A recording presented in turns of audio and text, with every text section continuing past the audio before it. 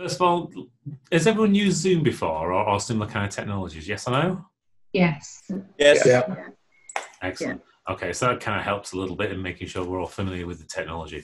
One of the first questions then is, do you really want to have a greater chance of success in your digital journey? Yes or no? Yes. Yes. Yeah. And not only do you want to have a greater chance of success, but you also want to make sure that returns a profit, don't you? Yes?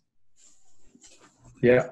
Yeah. So where are you today? That's kind of one of the key questions. Because perhaps you find yourself in a position where you're actually confused by the various different choices that are available to you. You get people making recommendations, they're saying what you should or shouldn't be doing. And it's just, there's so much happening in the world of technology that actually you're not too sure which is the best path to take to go forwards. And that's kind of delaying you making a key investment that will help your business to grow. Or maybe you're in a position where you've made some previous investments in technology and they've not gone quite as well as what you've expected, and they didn't necessarily support your businesses in the way that you wanted, and that might be holding you back from making that next investment because you're worried about making a similar kind of mistake again. Or perhaps you're in that kind of place where you know you need to change, but you've got a lack of clarity as to why the change is necessary, and it's causing you the confusion and the concern that you're going to be putting money into place, so it's just going to increase your costs and maybe decreasing your market position, whereas you want the opposite effect. You'd want to decrease in your costs and increase in your market position. So if this is where you are today, then where could you be instead? So imagine if you clearly understood what your business needs were from digital technology, and you could identify the technology and the partners that are going to get you there, that are going to be able to fulfill those needs, meaning that you will see the growth in your business that you wanted. So not only that, but what if you could set up the measures to ensure that the technology will support your business and have early indicators in place to keep you on track, so you have the confidence that you'll see a good return on that investment. And picture this, you've got absolute clarity as to why the IT changes are necessary in your business. They support your business, and the reason behind the changes are understood by everybody across your business which are involved in that transformation. So they'll see the benefits for your business, they'll see the benefits for themselves personally, and also they start to see the benefits for the wider community that you've got around your business, for your customers, for your suppliers, for your regulators, standard bodies, etc. So this aspirational plan that you kind of forming becomes a very clear digital vision for your organization. So you can use this to reimagine yourself and redefine the experiences and opportunities associations that you've got alongside your business going forwards. So if you're in a position where you're having these kind of challenges, but you want to have a business and a life that works for you, would you agree something needs to change, yes or no? Yes. Yes. Okay, and that's really what we're going to talk about today. We're going to talk about how you're going to build a digital strategy for your organization. Because you might be wondering, what do I actually mean by a digital strategy? Now when I'm talking about a digital strategy, it's something that's going to very clearly support the business growth in your organization, because you already have a business strategy and a business plan, right? And if you've got a business strategy and a business plan, you obviously put value in understanding where you're going to go and how you're going to get yourself there. Because the chance of growing a profitable and sustainable business without a plan is very low. Would you agree, yes or no? Yeah. So by having a plan means we've got to move ourselves forwards. And in fact, there's many studies out there that kind of support this same position.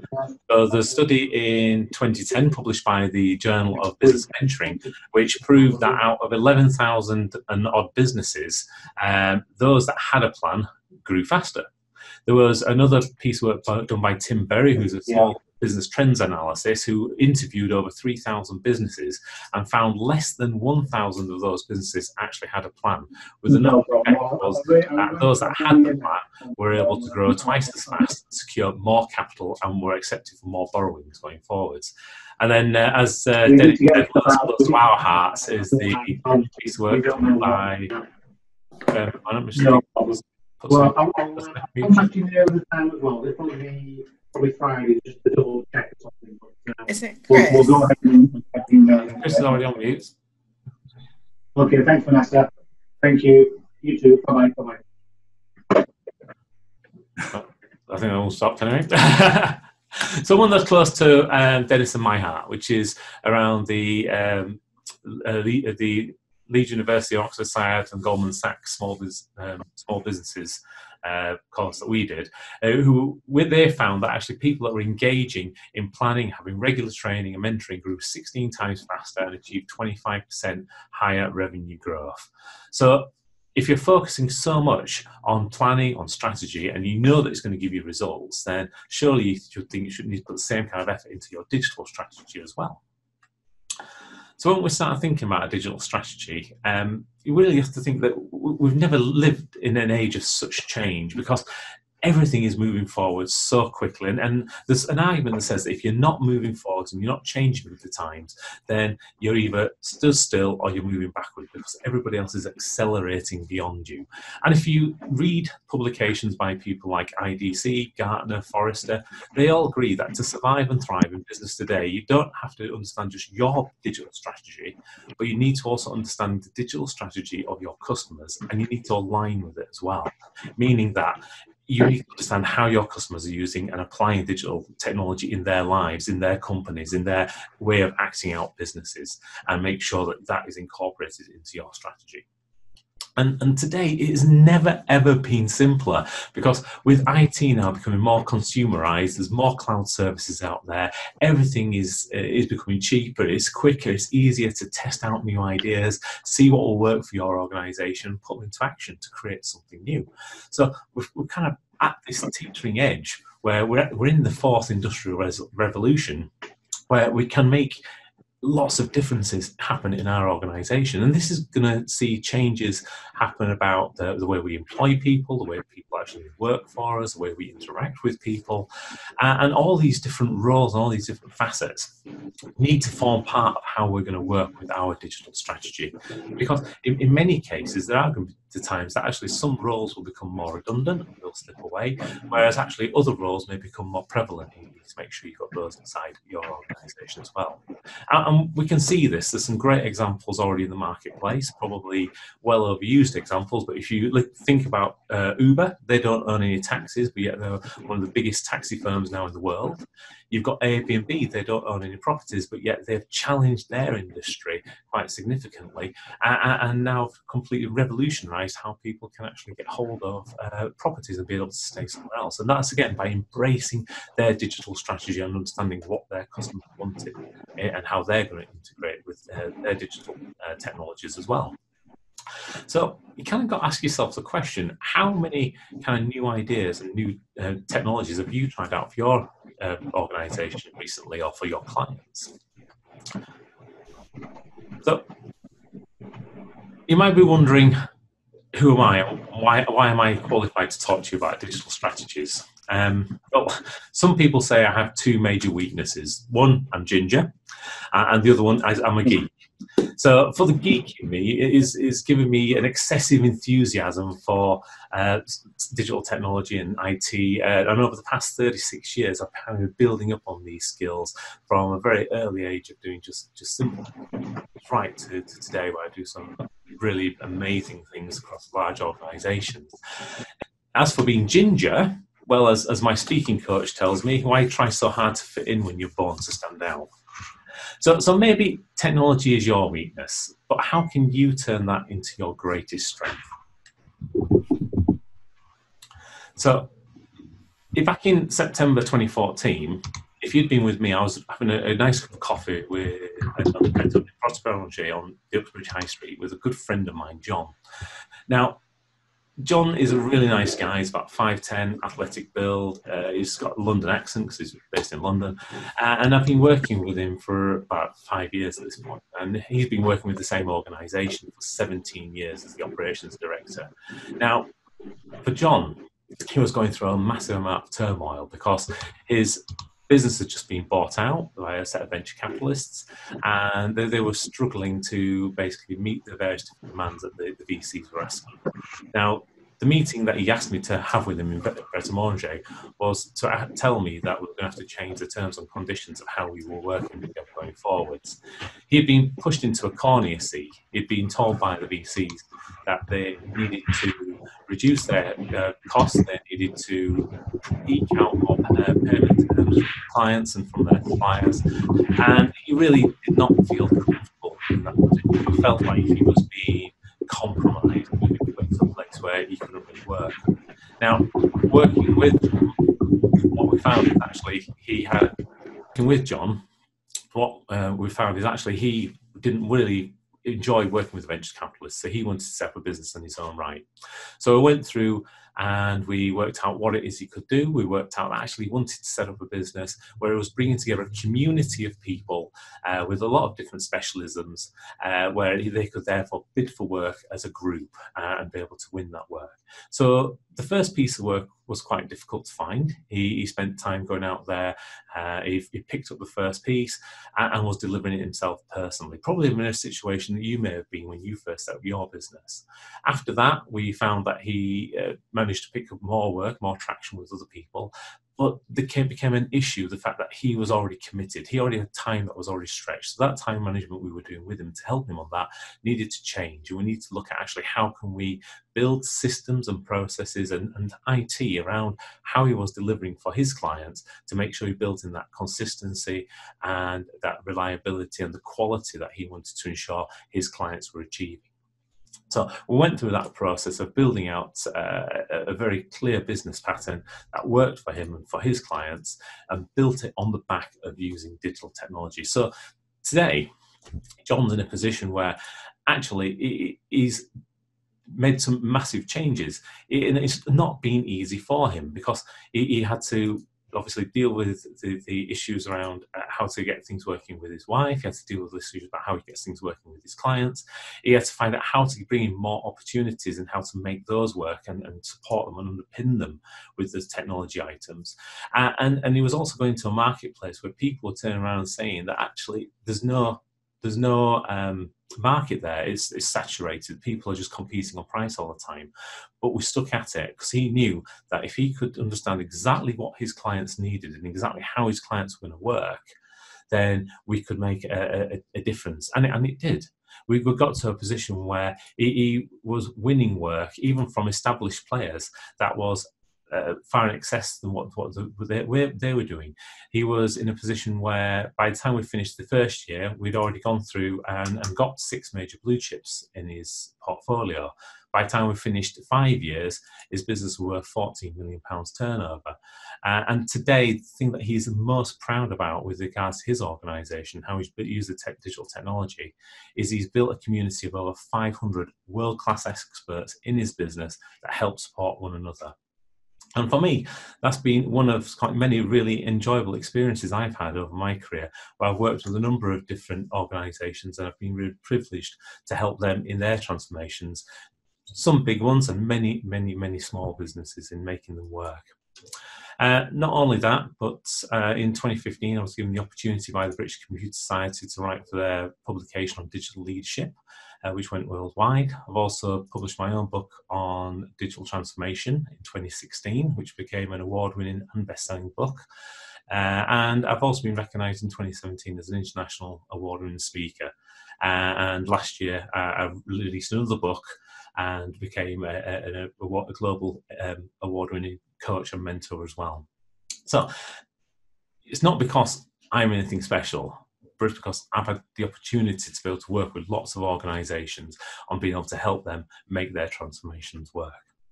And I'm really grateful that I've got the opportunity here to help you in being able to start building your digital strategy. So what we're going to be covering today is kind of 3 key areas. The first one is going to identify what areas of your business digital technology could support and how it's going to support your business. We're also going to look at 3 digital technologies and the changes and how they're going to impact your business, whether you like it or not, because these things are coming. And we're also going to be looking at what are the next steps so you can maximise your success and profit.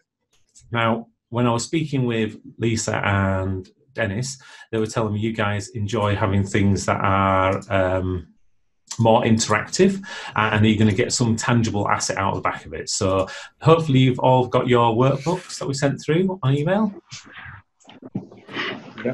Yeah. Yes. Excellent. So the workbook's there for you to make notes on and really start to spin up some ideas. As we go through the conversation, we'll refer back to it, and we'll definitely get you guys really applying what we're talking about specifically in your business and how you run and operate your business. So without further ado, let's go straight into part one. So how do you identify the areas in your business that you could put some digital technology in to make it work even better than it is today? Now, inside the business, you've got to think about, where are you? What's happening inside your organization today with technology? How is technology supporting your business? What do you currently do? So do you use it just purely for admin functions? Do you use it purely for accounts? Do you do manufacturing on it? Do you do design work on it? Do you do communications with it? How is the technology you've currently got inside your organization currently supporting your business? And what is it that your business is currently doing as well? Because what you'll find is, when you start looking at your business and how it currently operates, the current operating model of itself actually is probably underpinned by the technology put in place. So to be able to understand how your business is going to move forwards, you really need to start by where you are. It's like any journey. I know every coach says this all the time. If you want to get from A to B, you plot a map, don't you? The shortest route between 2 points is a straight line. But it's really important, when it comes down to building your digital strategy, that you understand what your current operating model is. And that is all the business processes, the structure, and how the business currently works today. Now, what we're going to do is we're going to quickly spend a couple of minutes just make a note of what do you currently use technology for inside your organization. So think about things like what the processes are, the procedures, what organizational structure you have, what people you've got, and what roles and responsibilities you've got for those people that's currently underpinning your business today. Okay, so you want to make a couple of notes of that?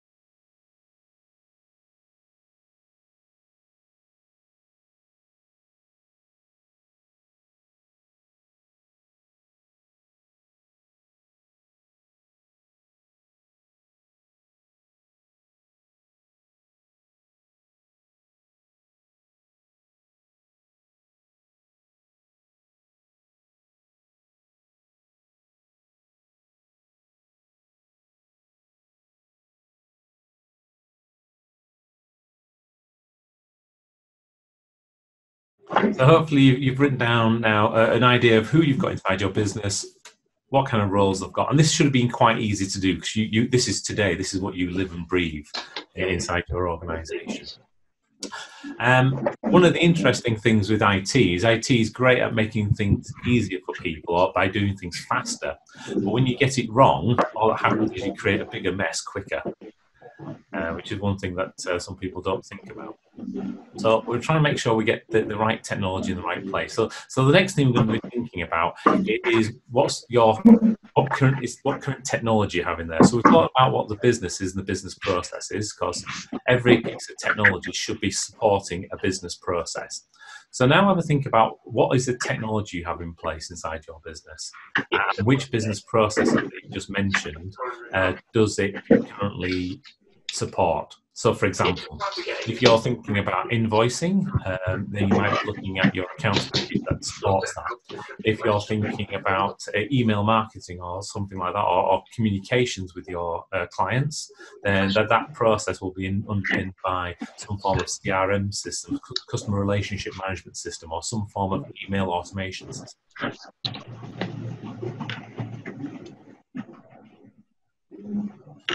I'll just give you a couple of minutes to think, just write those down.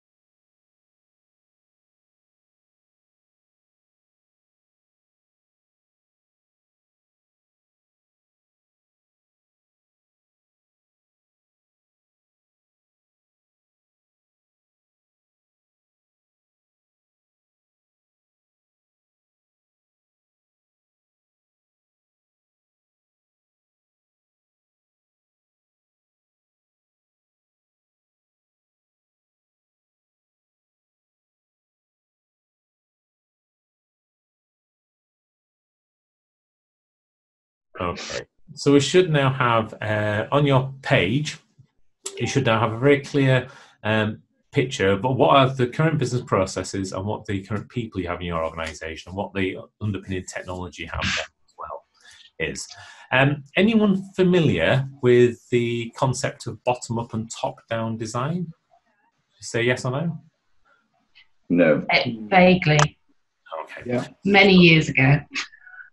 So what we've got now is we've got the bottom part of the bottom up piece. So this is saying you look at the minutiae in your business, all those kind of little bits you've got, and where you build from. But now we need to know what the other side is, where we're going to. So this is the top down piece. Previously, we looked at how a platform. What, shall we try and work out where that noise is coming from? We looked at how a Our plaque of cholesterol can build. What do you hear that about cholesterol? Yeah. Oh, hang on a minute. That was me. Oh. That's why I keep unmuting, because I've got somebody on TeamViewer using technology to remote into the office. So every now and again when they're playing something, so I'm mostly going to be on mute, so you don't keep hearing that. But there is somebody typing. I think that is somebody typing. Oh, that might be me. I'll put myself on mute. See the wonders of modern technology. You got to love Get it. in there. But yeah, these are good, clear examples as to how it works and some of the challenges you have as well. So anyway, so like we were saying, we've just done the bottom-up piece, which is all around understanding where we are today and what can we build from. So this is thinking about all those kind of core items we've got there. And what we need to do now is looking at where we're going to. So this is the top-down. It's looking at what's the kind of objectives. Now, a lot of this you should already have inside your business plan and your business strategy. So what I'd like you to do is just spend a couple of minutes thinking about your business plan and strategy and just make a note of what are the key elements inside your vision, your business vision. So what is it that you're planning to do and how are you planning to get there are the two kind of key questions you want to be answering. Okay, so you want to spend a minute just popping that in.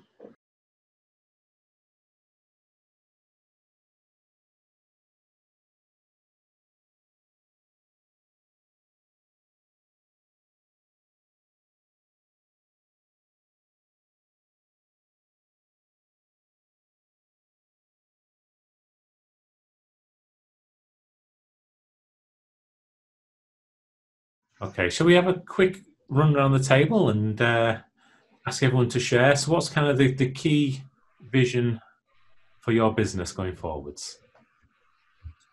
Who would like to go first? Robert, do you want to start?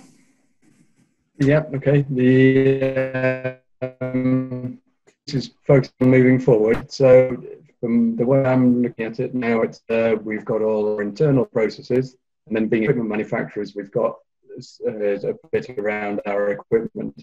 So from our equipment point of view, we're looking at all connected machines. We're looking all gathering, and we're running we just started a KTP with the university to develop all that technology. On the internal processes, that's all about integrated systems that are accessible and rapid access to relevant information. We have disparate systems, we have unconnected systems currently, and accessing and finding information quickly is not something that we're very good at. So that's where the opportunity lies moving forward, to get to speed that up and have things integrated. Excellent. Thank you, Robert. Who would like to go next? I'm happy to. Thank you. Okay, so the company that I work for has a wider business strategy, obviously for the global business, let's say. So the strategy that I've seen isn't quite as detailed as I'd like it to be, unfortunately, but it talks about having one team. So encouraging people to work together across the different locations, and also work closer with our customers and be able to interact with our customers much better. So at the moment, we're trying to implement Oracle NetSuite, which will improve all of our back-end services and replace a lot of very locally developed, in-house developed systems. So it's replacing all of that, but also we have a number of sort of front-end access points. So for the field trials, field technicians collect data on handheld devices, and that automatically gets fed into the system. And then certain customers can then log in and see their results really quickly. So I think that would, if I'd written a business plan rather than my colleagues in France written a business plan, it would have reflected all of that. Whereas what we've got is very, very high level. So, okay. Thank you. Brilliant. Thank you for the share. Who'd like to go next? Louise, do you want to? Yeah, sorry, I'll unmute now so I can speak to you. Yeah, we have fully integrated software, so it actually runs the business all the way through to a profit and loss. One of our strategies is to improve the wireless because we're struggling a little bit with the barcoding system. So connecting that up a bit better. But then, of course, we're working on improving communications and outgoing information from the business as well. So we have CRM software, but obviously we want to communicate to the outside world a bit more. So, you know, we do need to look at how we market ourselves and use digital to send things out to our customers. You know, we have a lot of things in place, but we're not using the tools effectively. And then moving on to a new website, etc. So, you know, there's lots of things going on, but we just need to sort of have a plan of how we're going to implement them with Lisa. Yeah. So that's where we're at Greyhound. Yeah. Julie, how are you doing? Yep. So really, I suppose my plans are a little bit in development, having just slightly restructured the business to be more, I suppose, project management, account management focused rather than necessarily on production. So we do have in-house, but we're sort of gradually building more of a team of freelancers as well. So really for me, it's looking at how we can automate some of the processes that we've got. So we've got quite good processes in terms of well, throughout the business, from marketing right through to the other end, but it's how we can automate some of that, and also looking at moving the way we work more into the cloud so that multiple people can work on projects at the same time. There isn't quite the ROI there yet for that, but that's where we're probably heading. Yeah. Understood. Chris, how are you doing? Yeah, I think my bandwidth's a bit limited, so I keep knocking the video off. So on this front, I engaged my wife's services as a digital marketing, or well, just generally marketing in February. It took her a month to get over recovering from quitting her last job, and then now she's managing children at home due to COVID. So I think my marketing's back on hold. I don't really want to develop my business too much in this period anyway, but I want to be fit and ready for it when we come out of it. So I know the two areas of my business that I need to cover now. I need another engineer that can do the level of tech that I do, because although taking apprentices on over the last couple of years is a really good thing to do, there's just too much gaps in the knowledge, and they're not going to get to speed in the time that I need them to for when we come out of COVID. I would imagine I need a lot more tech knowledge, and if I'm trying to run the business and develop and grow it, then I can't also be doing the tech support as well. So I'm going to have to put my hand in my pocket and find somebody who's got the skills that I've got to add to the team. Excellent. Thank you. Claire, did you want to add anything in? I don't know if we've still got Claire. Possibly not. Claire, can you hear it? Hi, can you hear me? Ah, yeah, there we go. Hello, sorry, I'm a late. It was trouble logging in this morning, so I apologise for the late arrival. So I don't know what I've missed. Sorry. Okay, don't worry. I won't put you on the spot with answering that question then. I think that's everybody, because I don't think Dennis and I necessarily need to kind of. I think Dennis is your strategy Chamonix based. Well, yeah, I fill this in. I completely with the investment management business in mind, because I just thought it's got an interesting problem, which I'll share. Because the vision and strategy of the partners is one thing, but the constraints are quite interesting in that business. So we could actually employ digital technology an awful lot more than we do. And I think COVID's probably going to persuade us that client meetings online would be a good idea. But the two big constraints we've got, which are quite interesting, are if we're client-led, which we are, our average client is even older than I am. So our average client is actually not very tech-savvy at all. So in fact, an awful lot of them actually want to receive stuff hard copy, old-fashioned wise. We end up with files. So we've got, on the one hand, we've got this backward pull from certain clients. They will die out, but there's that. And then we've got a regulator, the Financial Conduct Authority, which is strangely backward as well. So on the one hand, we're filing stuff with the regulator through their portal, which is all very digital and sounds good. And then on the other hand, they're telling us that we've got to physically send documents to, for example, clients. So at the moment, every time a portfolio drops in value by 10% or more, which has been quite a lot in the last few weeks, you can't just send them an email and a PDF copy of their valuation. You've got to send them actually an envelope containing a stack of paper.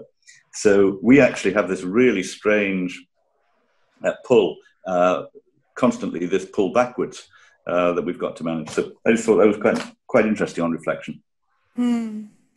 It is, and it's one of those kind of key things as well. And it's really important to understand what your client's digital strategy is. And I think, Dennis, yours kind of really highlights that need.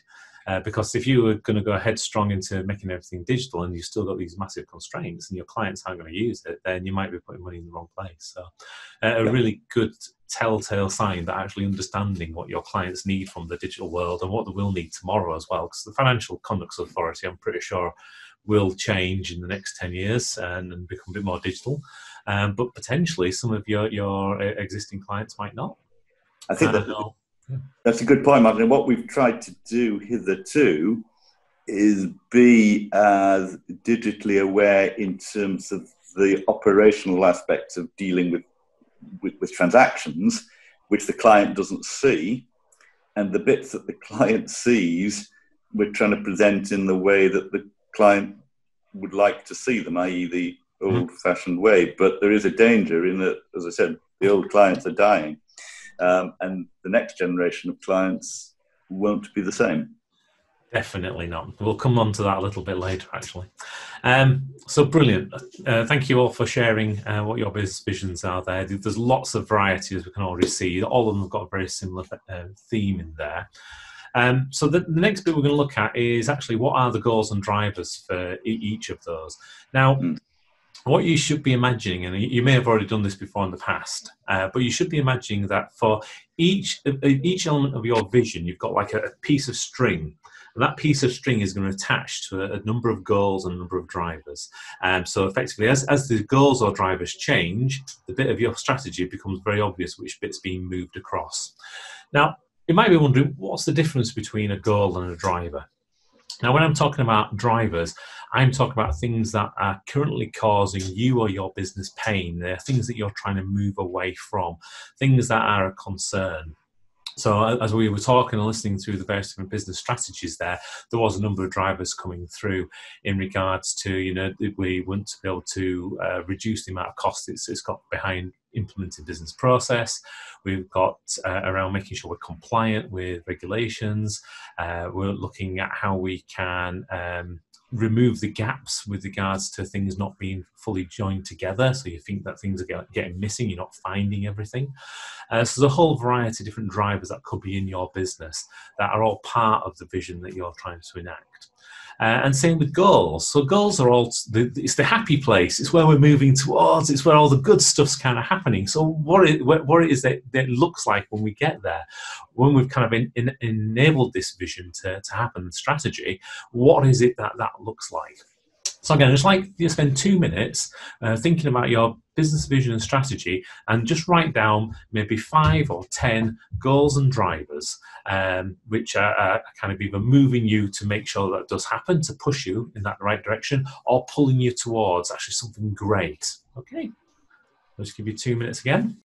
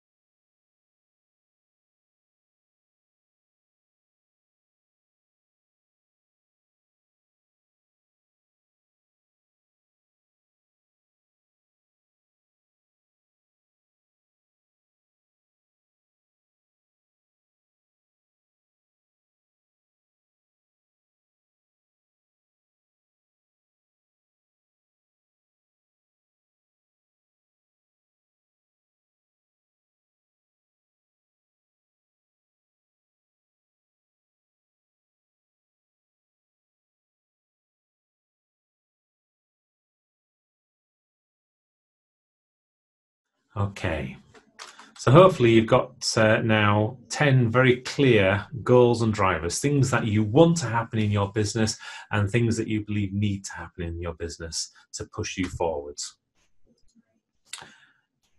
Okay. So everyone's beavering away. Just give you an extra second then.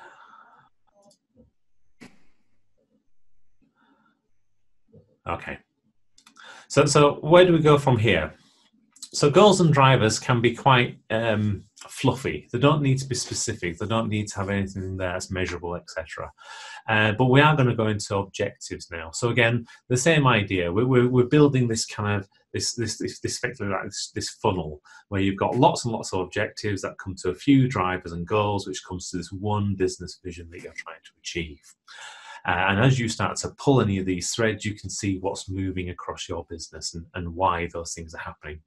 So when we're thinking about the objectives, you need to be looking down each one of those goals and each one of those drivers and actually putting into place a statement that very clearly defines what it is that that goal is, when you're going to achieve it, what it will, how you're going to measure it to make sure it's in place. You can use SMART goal drivers if you wish, as ways of being able to define what that objective is. There are other methods as well. You're more than welcome to use one that you find most familiar. But the key thing for the objective is it needs to be a very specific statement now. You're looking now as to say exactly how are you going to be able to achieve that goal. So if you're looking, for example, with regards to how you could automate some of the documentation that you're creating, then you need to be putting in place some of the objectives around that as to what documentation you're looking to automate, who would be receiving that document, what would be the process around the automation that you're trying to put in place. Now, obviously, this is going to take a lot longer to fully fill out than we're going to have on this call. So what I'd like you to do is just probably take one of those goals or one of those drivers and spend 2 minutes just really thinking about how it is that that will be enacted. So what needs to be put in place, how are you going to measure it, when it's going to be done by. I'll give you 2 minutes.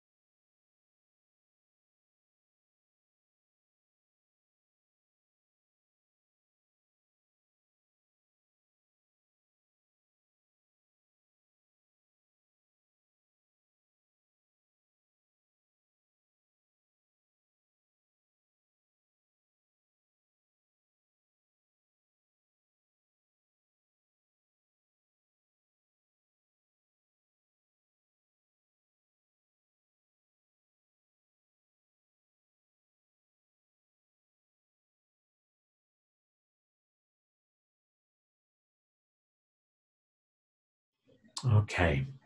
So hopefully what you've all now got is a 2 pages and booklet complete, which gives you what are your current processes and procedures and where you currently are, what your current technology is and where that currently is.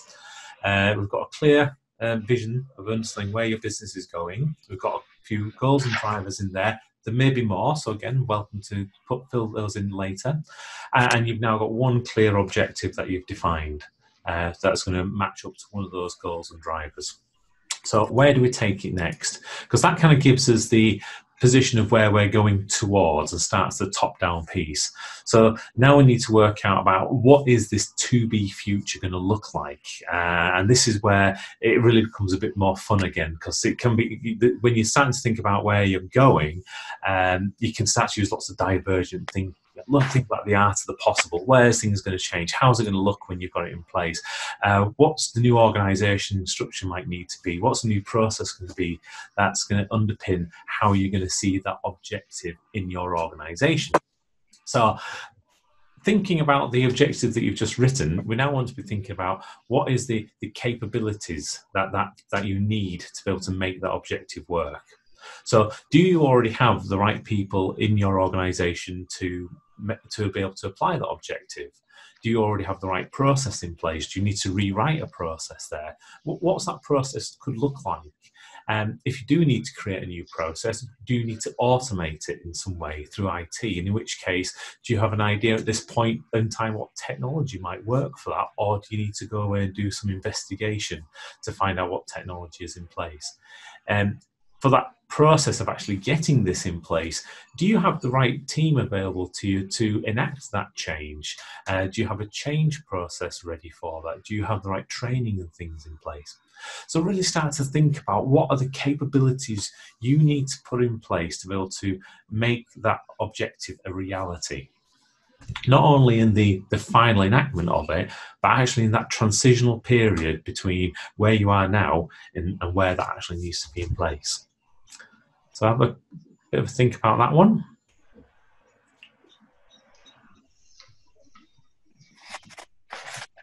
I'm not going to give us a full 2 minutes for that one. I'll just give it a minute, if that's okay. I'm just conscious of time.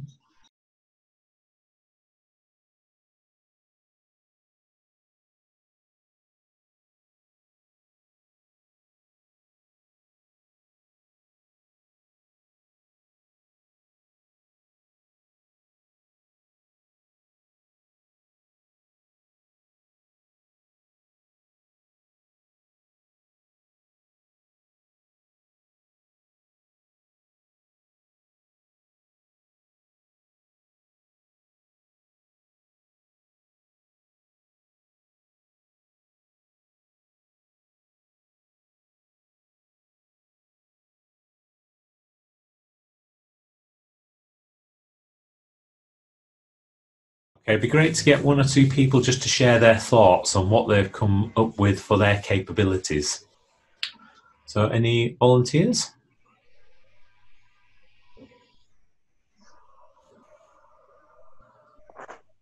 Or shall we pick a volunteer? I'll volunteer if you like. Brilliant, thank you. Okay, so I talked about Oracle NetSuite being implemented. Part of that is a project management module, which uses pretty standard, well-used project management terminology. But within my team, because it's been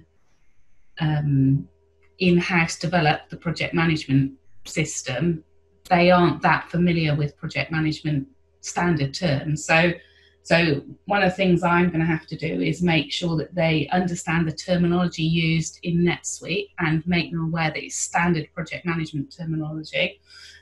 Also make sure that there's sufficient training for them to be able to use NetSuite in the right way to get all of the benefits out of it.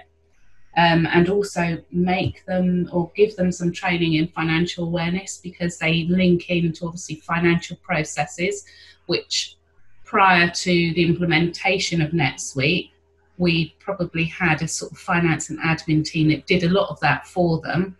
Now we're asking them to play a greater role in some of that. So it's training and awareness of those types of terms. So, thank you. Excellent. No, that's fantastic, and it's true. And these are sometimes it's these little things actually that we don't think about when we're putting the big change plans together. But terminology is a massive thing. I know, as an example, working with law firms, they tend to talk about matters and matter management. And the reality is, in many cases, it's the same as a project. And you can actually use project management techniques and project management methodology actually to really deliver massive change inside those organisations. But it is a case of you have to make sure everyone's aware of the language changes, especially if you're using a project management product to do something slightly different. Anyone else got something to share? Just one more? Yeah, it's Louise. Yeah, we're wanting to step into Office 365 and Microsoft Teams, and within that, there's we like to do 90-day planning, but we want to sort of develop systems that are much easier than creating a spreadsheet and doing it. You know, we use the systems we've got, but of course, there's training involved for all of us, but you have to develop a different way of working as well. You know, so obviously currently people are working at home, so it's going to force us actually to sort of put some of these things in place, which is good in a way. It's forcing us, but yeah, I think there's a lot of training for us. Yeah, changing the way we work, but utilising to make the work easier and become more efficient for everybody as well. Absolutely, and Office 365 is great as a product suite. You've got things like Microsoft Planner, which is built in as one of the offerings straight away. You've got the tasks, so you've got the Microsoft To Do, which allows you people can personalise their own tasks, etc., and get it to automatically alert them. So some real good little tools there. And it's nice that you've picked up on that fact, though, that there's going to be this change and this challenge, and it's the old hockey stick of change, isn't it? Where you've got this great aspiration of where you want to get to, where you're expecting this kind of return, but you know you're here, and you're going to take a dip to start off with before you're actually going to go in. And that dip is how you can shorten that amount of time so that you have the least impact in your organisation. So brilliant. Great way of being able to put planning in there. So thank you for sharing those on the capabilities. And what we're going to do is going to move forward on to the next bit, which is now we've got those capabilities. It's interesting, we're already starting to talk about technology and already talk about processes, because what we need to be thinking about is specifically what is the new operating model going to look like. So if we take Louise's example there with regards to 90-day planning, she's already got a planning process in place that works within her organisation, probably with certain people inside that organisation. So what would the new process look like? Who would be involved in it? How will that change? So we need to be thinking now about what that new process is going to be for your business. So again, just looking at this one capability, obviously I know there's going to be lots of others that you're going to need to look at in your business, but we just deal with this one. I'm going to give you 2 minutes just to think about what that new process and roles would look like. No, I'm going to give you 1 minute if that's okay.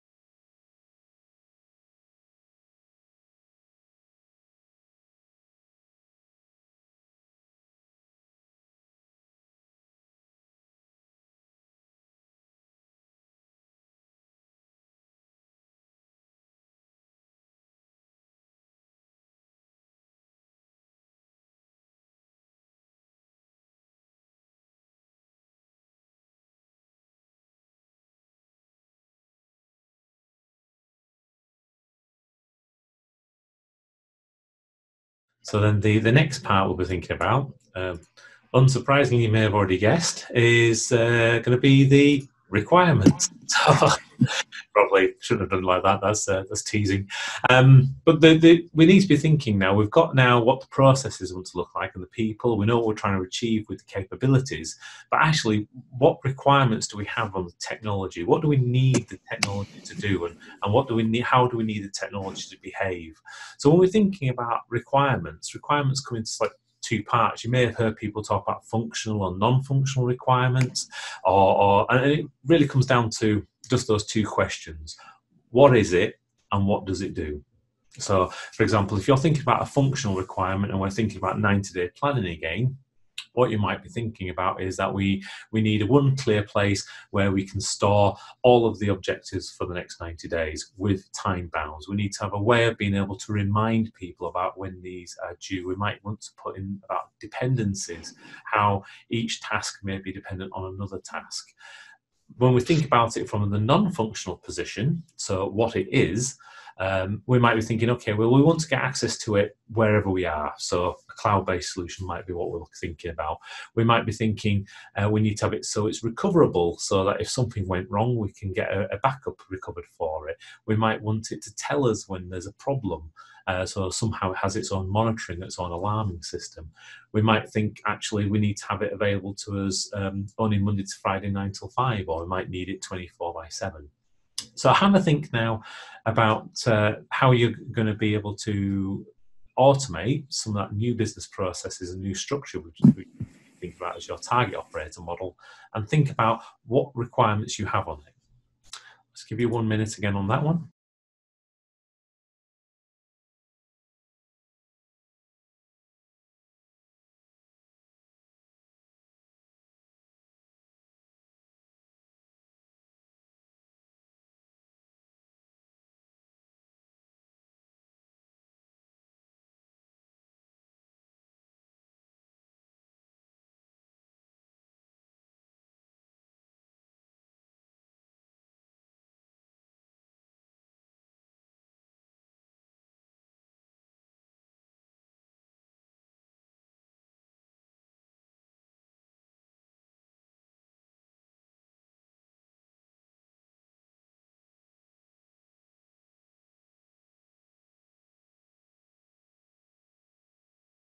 Okay.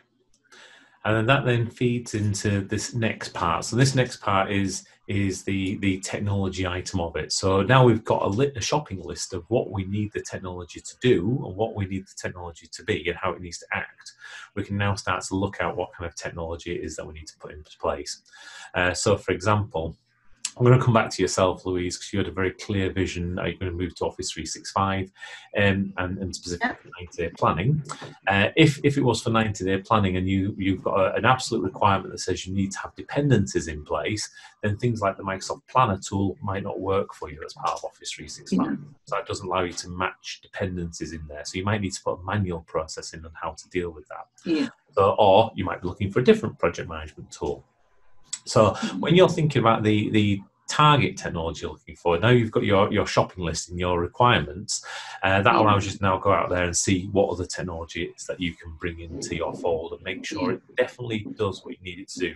Because it's pointless sometimes shoehorning in a piece of technology that won't work, because all it's going to do is get you to a bigger problem quicker. So you do want to make sure you get the technology does work. And there are going to be some things on that requirements list that are more nice to haves. So it's more of a should be able to do this, or it could do this, as opposed to being it needs to do this. And again, when you're going through and looking at the technologies to put into your organisation, have a real good think about what are those differences, which bits do you need it to desperately do, and which bits are the kind of the nice to have pieces. Because that's where you might be looking at the compromise in either price or time or quality as you start to move forwards. So I'm not expecting you to all have the answers to exactly every piece of technology you need, but that's probably a piece now you can use that technique to go out there and find the technologies that you need to make your business work. So we'll go through and think about that one anymore. But the next bit we need to do is, now you've got a list of where you are now with regards to your current processes and procedures, your current people, your current structure, and also with regards to your current technology, and you know where you want to be, you need to just perform the gap analysis, which is the journey between those two parts. So how would you change those processes, how are you going to introduce them, and how are you going to introduce that new technology? And for each one of those, what you will create is a project, because a project is a vehicle that allows you to deploy that change, to make you go from one place to another. And that project has a very finite start, end, and meaning, and the project will only live for that transitional period. So once it's completed, you need to get rid of the project altogether, because there are some places where you go in and project seems to last for years and months and decades in some respects, but don't necessarily deliver anything. So what you want to do is make sure when you're defining these projects of change, they are very, very clear. They've got a very clear remit of exactly what it is that they're going to deliver on, and keep that very tight and very time bound. So that delivers on that one element. Okay. So that is what I call the strategy development and road mapping tool.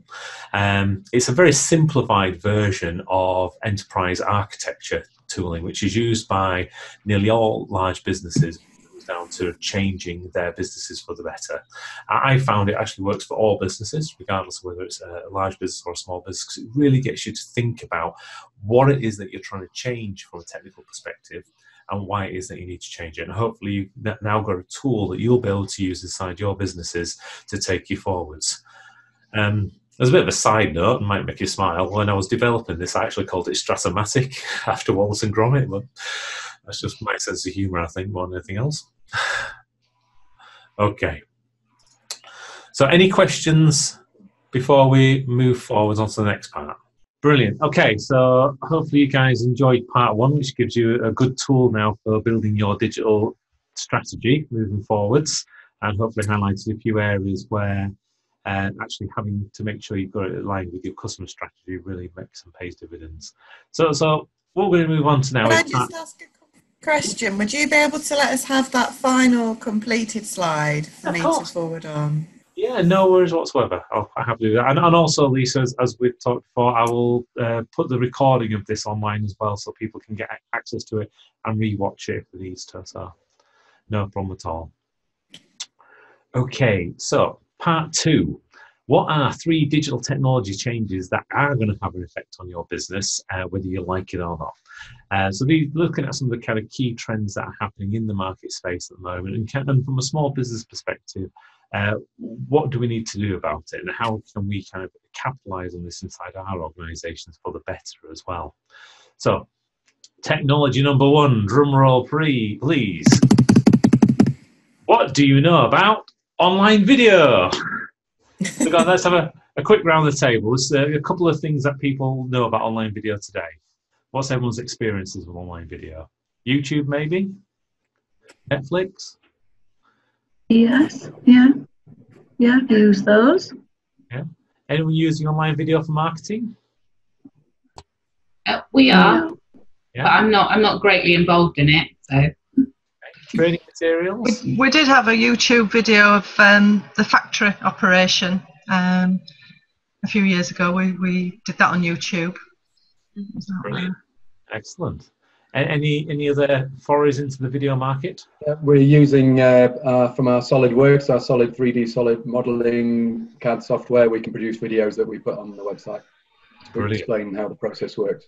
Yeah. I bought a tripod. Video expert with us. We have Julie with us. Yeah, well, I mean, obviously that's what we do is hang on a minute, am I on mute? No, I'm not. So yeah, we're producing the content and more increasingly talking to people about how they use it properly and maximize a return, because you know, things like social media and YouTube and other video platforms are fine, but if you don't do something with the content that's on there, then you're not necessarily going to attract people to watch the content that you've produced. Absolutely. And it needs to be part of a wider content marketing strategy if you're using it for marketing purposes. So yeah, I mean, the numbers are in. I mean, video is now probably one of the biggest areas that people need to be looking at. Over 2 million people visit YouTube every single month and watch videos on there. The most sought after videos that people look for are how-to videos and tips for videos. So again, if you're thinking about, you know, how could you utilize this as a way of being able to reach out to your market space, what how-to videos can you create about what you're doing? What tip for videos can you create? And when you think about that in the course of the whole of the other video players like Netflix, Vimeo, Yahoo, etc., they all have like just about 150, 130 million views each. So YouTube is still by far the largest platform. Also, if you guys are doing Google Ads or Google SEO or anything else like this at the moment as part of your marketing mix with your website, Google will automatically take YouTube videos as being an authoritative source. So again, if you've got YouTube videos that kind of are being seen by people, then you're more likely to improve your rankings in Google as well. So there's lots of other benefits that kind of cross around that kind of space there. When you think about some of the other platforms that people are looking at videos on, you've got like Facebook, which a lot more people now are looking at videos on Facebook. And actually, when you look at engagement processes and what people are looking at on Facebook, anything that has got videos in it will have a higher engagement. It's as simple as that. From my own trials, what I'm finding personally is I will get something like about between 800 and 900% more engagement with videos than you do with normal text or images in Facebook. There are some nuances as to what you need to do with those videos. So, for example, most people who watch videos on Facebook will watch them without the sound on because they're reading them probably in the toilet or in places where they're not supposed to be watching videos. So again, thinking about what you're using that video for and how you're going to be engaging in them is really important. Also, the length of those videos. People who watch more than the first, I think it's 30 seconds of a video, are more likely to watch the whole of your video. So again, understanding those kind of nuances and how that will play into your video strategy is quite important. We talked about the different platforms there. It's a whole variety of different platforms you can work on there. There's also some other interesting demographics with regards to why people are watching videos and what they do once they start watching videos as well. So over 45% of people worldwide will watch at least 1 hour of online videos per day. Now, that's not necessarily sitting down like we used to traditionally do and watch the TV for an hour watching Coronation Street or something.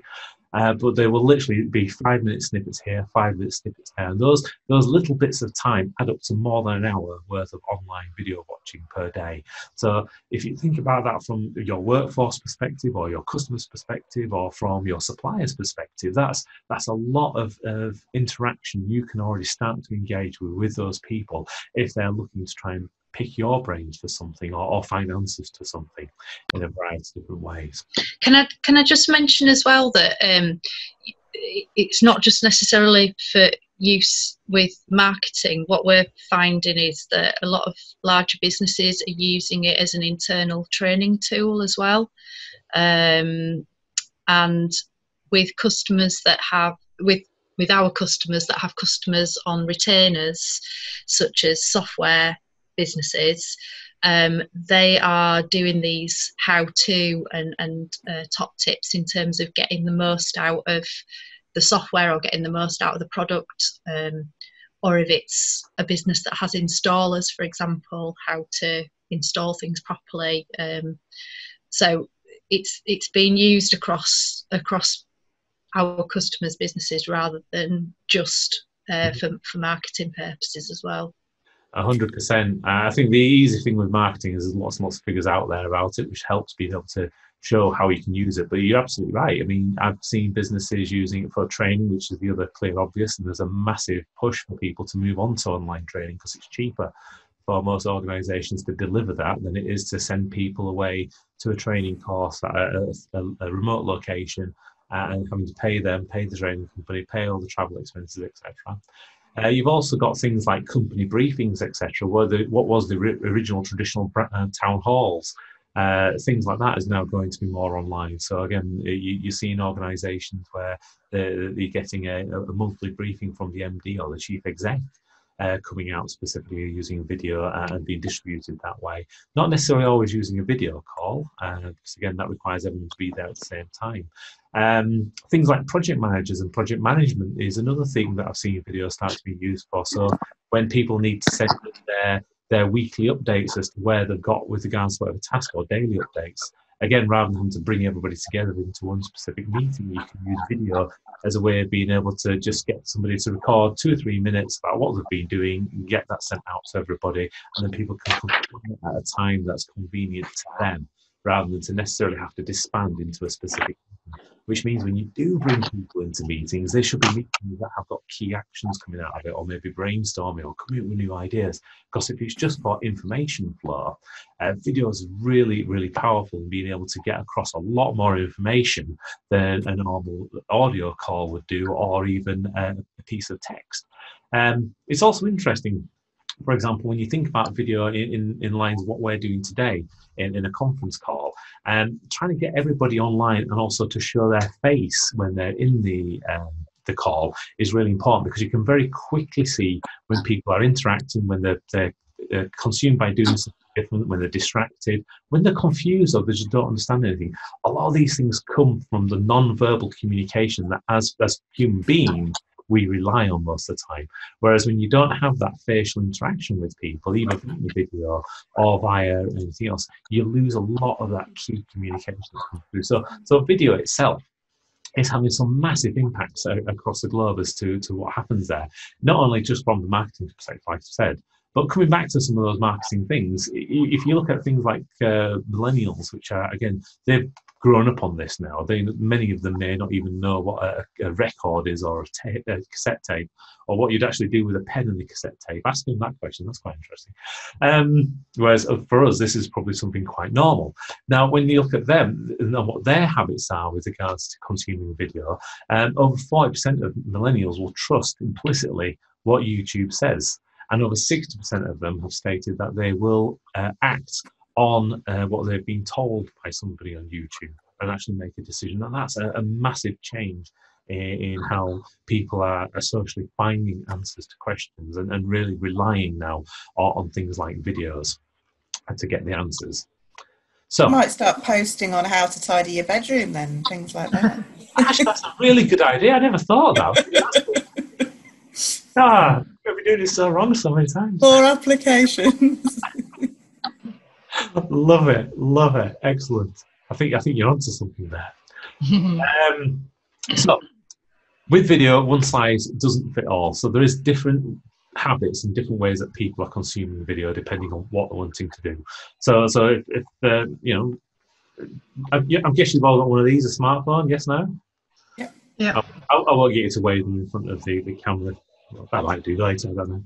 See what I feel like. But when people are generally looking at a video when it's in this form factor, portrait form factor, they tend to be doing it when they're doing something else. So it's when they're scrolling, it's the Facebook, it's the Twitter, it's what else is going on at the time. So they're not expecting the video.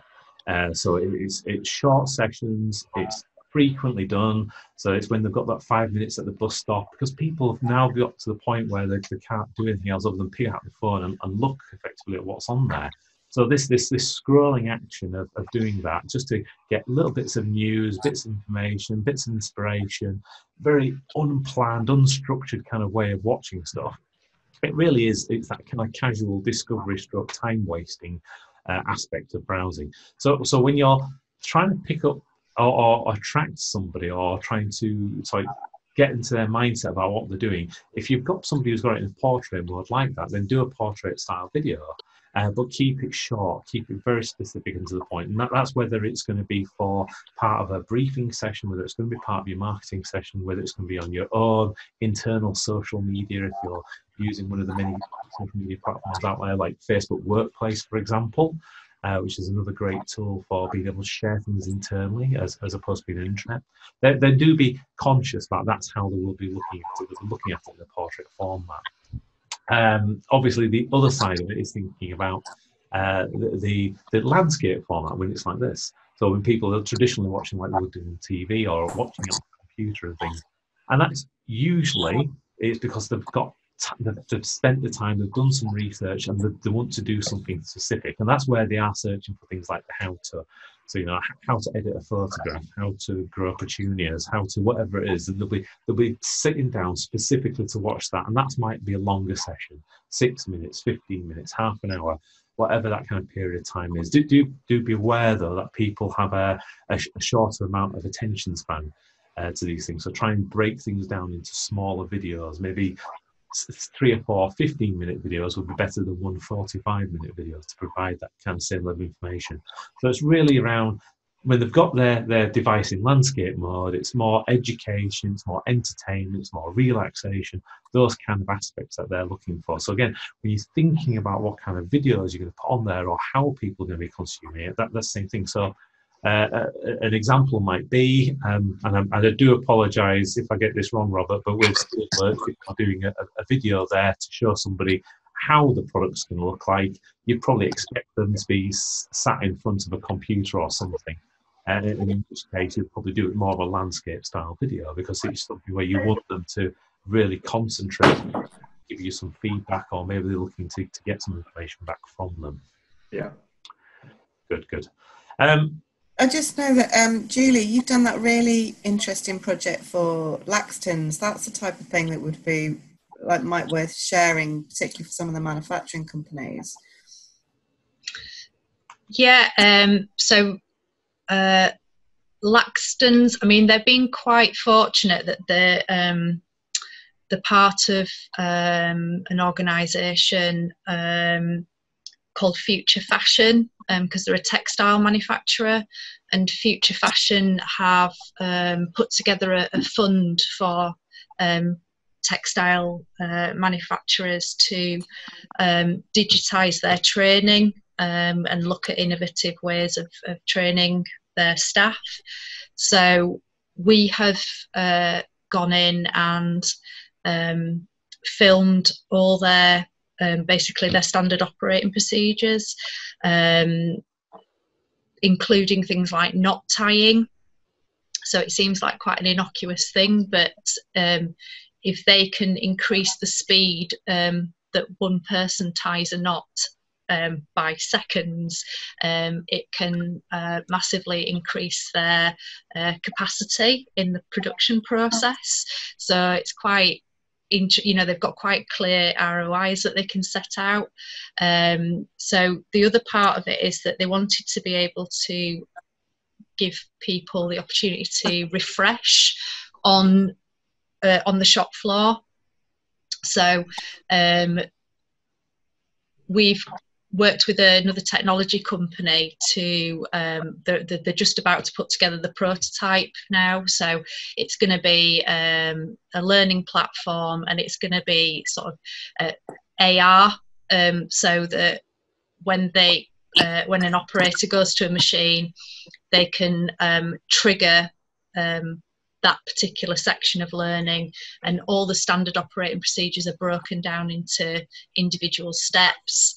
They can play them again, and through the learning management system we can see who's watching which videos, how long they're watching for, and build up some analytics behind that as well. And then obviously they can measure their particular KPIs in the business.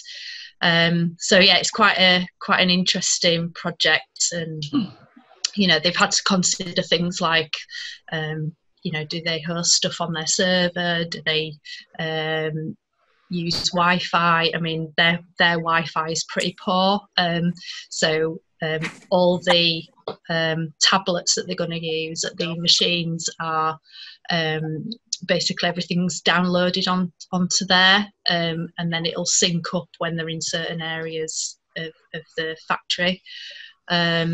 So yeah, that's quite an interesting project we've been doing. Yeah. That's interesting, actually, because I was thinking when we were talking before, I'd made a note for ourselves, for Greyhound, because we've got obviously SOPs for everything, and I thought, it'd be quite good to make them into videos, for on tablets and things. So yeah, when you just said that Laxton's are doing it, I thought, it's quite interesting. Yeah, I mean, one of their major things is, they had a few things that the objectives that they wanted to or challenges that they wanted to tackle, and it's about sort of sharing best practice, because everyone's doing it slightly differently. So picking out the people that do it best and modelling that for everybody. The turnover of staff, because even though it is sort of slightly skilled work, it's not really as well.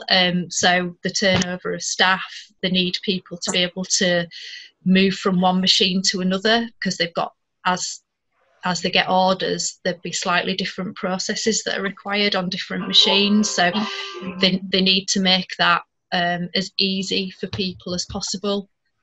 So there were quite a few things that they wanted to tackle. Very good. Yeah. And that leads me beautifully on with a nice segue to think about actually what do you need to create a video. And some people believe you kind of need a great big film crew, production team and editors and various other bits and pieces. And for some videos, that's the right thing to do. But for many others, you can get away with a lot more modest and simpler bits of technology. In fact, I think the one thing I would always recommend people do is get hold of a great microphone.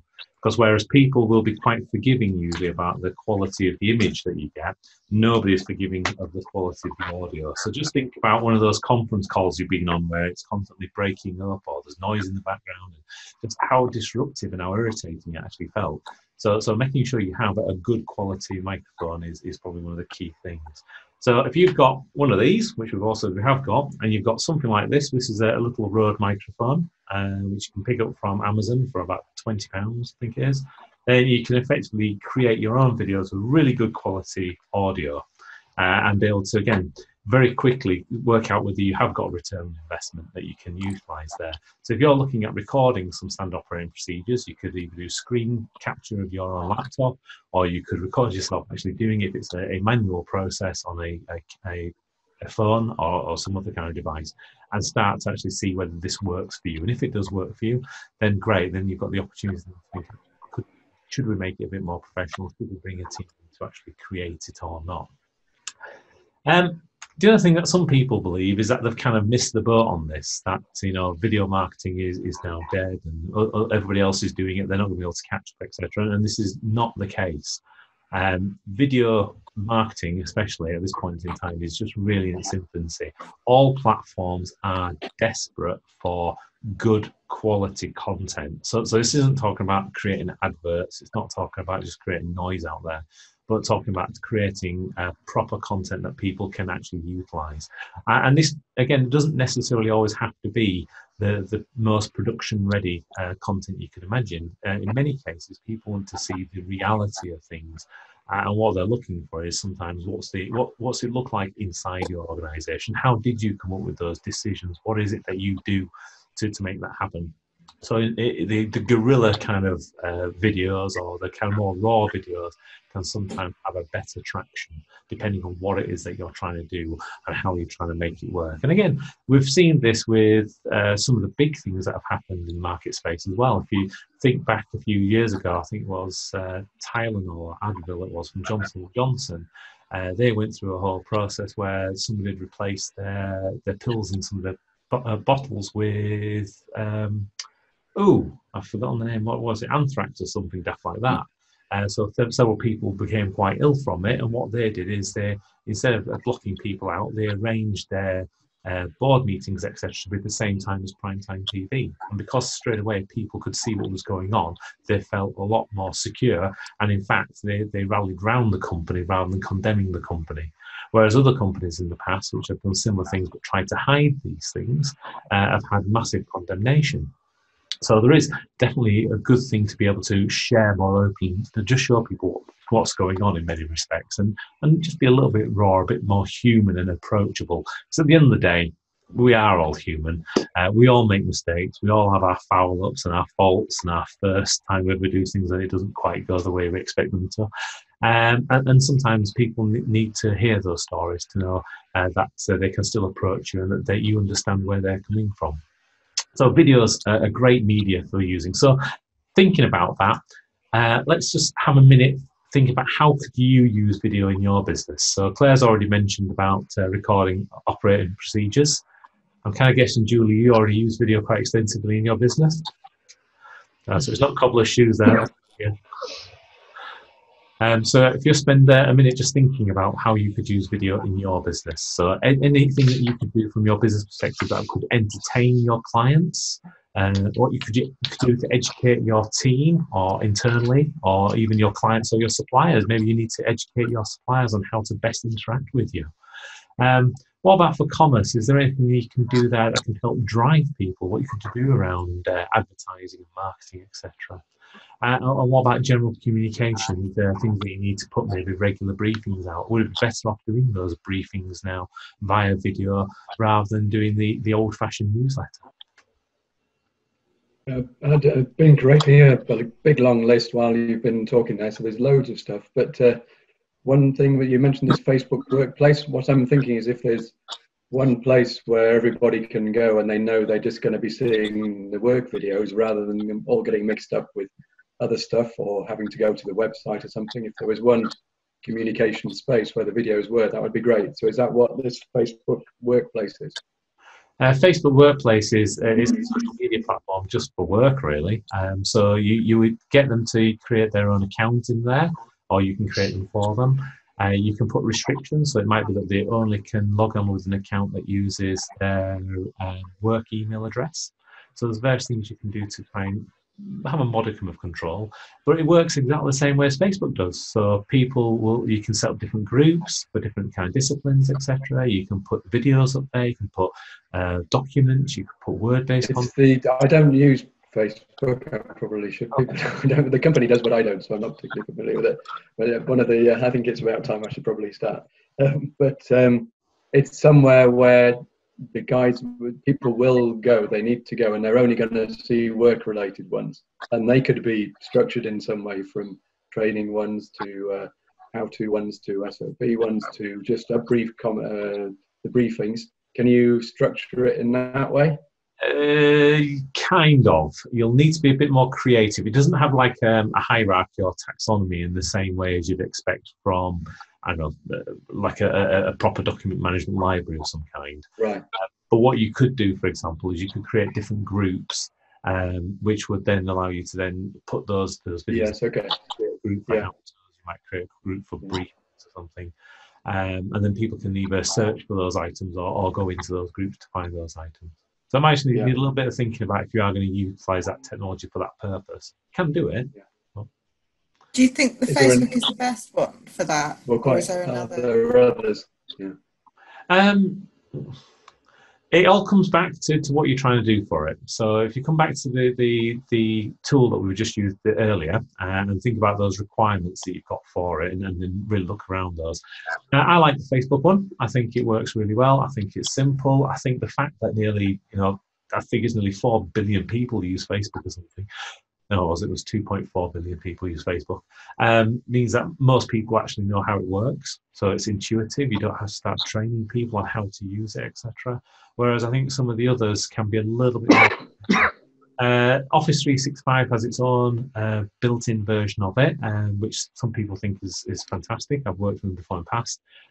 Again, it's less intuitive because less people utilise that on a day-to-day basis. So you'd almost need to tell them how to use it and put the details in there. But if you've already got Office 365 and you're already got their accounts created, etc., it's there. You can just start using it today. So there are other versions out there. I'd have a look at it and have a play. That's my kind of best suggestion. But do base it on what your requirements are. So Robert was very clear there on what he's looking for to do it, which is why, yes, it can do it, but it just might need a little bit of thinking about how you'd structure it. Okay. Do any of your clients use a particular place? No, I'm just sort of thinking really about, because I've not used Facebook Workplace before. I think it would be about what else you want them to do. So a lot of our customers will just use Vimeo or YouTube, and they'll set the videos as unlisted, and then they can send out links for things. But obviously that means that there's not really any interaction, so it's kind of more broadcasting and people watching things for a specific purpose rather than an ability to interact. So maybe the Facebook Workplace is a place where you can watch things and interact as well, and make suggestions. And so I think, yeah, it does depend whether you want that interactive element to it as well. Probably just needs some thinking about. So I mean, some people use YouTube or Vimeo and embed the videos onto their website because they might have a customer portal section of their website. So yeah, it just depends what you're doing with it, really. Yeah, it all comes back to those requirements. What is it that you really need to do? Why you need to do it? Because if you understand that, going back to your business vision, your goals, your drivers, your objectives, etc., and you understand exactly what you're trying to drive towards, that will give you your requirements and say what products you should be looking for. And then use that as being able to inform it. If it is that you want to have this interactivity, to build this kind of community feel where people are collaborating around the videos you've got, great. That then something like Facebook would work. Facebook Workplace, sorry. But then you've also got to think about the other side of it. It doesn't work for all scenarios. That might work for example, the how-to, because it might be, as you've created all the how-to videos, they're all up there, your staff are looking at them. They might find a better way of doing something that you don't know about, and somebody might just put a comment up there about exactly what they did, which works even better, which means you're now getting the feedback into your business about how you can even improve it. So again, it's the old suggestion box idea, but actually getting people to do it. And more people are more likely to comment on social media than they would do actually putting things into a suggestion box, because that's more formal, whereas the workplace is a bit more informal. If you're thinking about it for using marketing, then locking all of your videos away inside Facebook Workplace, where you can only get access to it if you're a member of your internal community, is pointless. You probably want to share that further afield. Same, for example, if you're wanting to work with suppliers and you're wanting to educate your suppliers as to how to interact with you with regards to what specifications they need to work for or anything, then you might want to do it specifically into a Vimeo platform or a YouTube platform, something where they can get access to it. So really come back to that. What is it you're trying to do? What business problem we're trying to solve, or what objective do we need to create? Yeah. So, something else I've seen is where we've created customer case study videos, and obviously the prime purpose would be to share those with prospects and convert them into customers. But where I've also seen it being used is for internal training as well. So to help sales teams understand why other customers have chosen to work with them, and what they loved about the experience and what the benefits have been, so that they're actually informing their sales teams to go out and sell in a better way, really. And the same with product videos, so things like your 360s, your 3D stuff, Robert, you know, as well as using that for customers to understand how the technology is better than a competitor or different, that it can be used for training sales teams as well. Yeah, absolutely. Yeah. Brilliant. Excellent. I'm conscious that we've got about 5 minutes remaining, so I'm going to ask, are we okay to run for an extra half an hour? Yeah, for me, yeah. Everyone okay with that? Yes. Yeah. I like it. Excellent. Okay, so let's move on to technology number 2. And this is where I'm going to get you all to show me a smartphone. Go on, wave it for the camera. What smartphones have we got here? As Dennis isn't waving a camera at this point. Because I'm using it. My internet's gone down, so I'm now on my smartphone on 4G. But I think I've got it back. So what I'm going to do is leave the meeting and try and come back. No, I won't. No, actually, no, I'm going to wait. Oh yeah, yeah, I'm all right. Yeah. Okay. Cool. So the key thing there is it just proves everyone on this call has got a smartphone, and in fact, I think the vast majority of people now are moving towards smartphone technology, and this has had massive repercussions across everything. So today, if you start looking at actually the utilisation of smartphones for browsing the internet and consuming things, we're now in a position where over half of the traffic is now going directly to smartphones. And this was something that was produced by Statistica. It came out from Broadband Search as well. So there's lots of different people that are producing the same kind of sets of stats from different sources, which is a massive, massive trend change in the fact of how people are going to get hold of information. And this needs to then reflect in what we're doing inside our organisations as well, as to how we're producing the information, and also who's going to be consuming it, how they're going to be consuming it. If we think about it as to, what's the penetration of smartphones across the globe, if we look at the UK alone, 68.6% of people have a smartphone. So if you take out incredibly young children and incredibly old people and people like my father-in-law who don't believe in technology, then, that's pretty much everybody in the UK has got a smartphone. So how can that be useful for you in your business, and what can you do with that? How can you make sure that you're approaching things in the right way? Because we can use smartphone technology for a number of things, not just browsing the web or looking at YouTube videos or cat posters or whatever else, but there's a whole variety of different use cases that you could use this technology for. For example, when I was doing some work with a consultant from River Island, they were using the RFID technology in smartphones to be able to quickly do stock checks across their business. Because as daft as it sounds, consumer buying habits have changed. People are no longer buying everything straight away online. What they want to do is check the stock levels first, then they want to go to the store to try on the clothes, and then they'll buy them.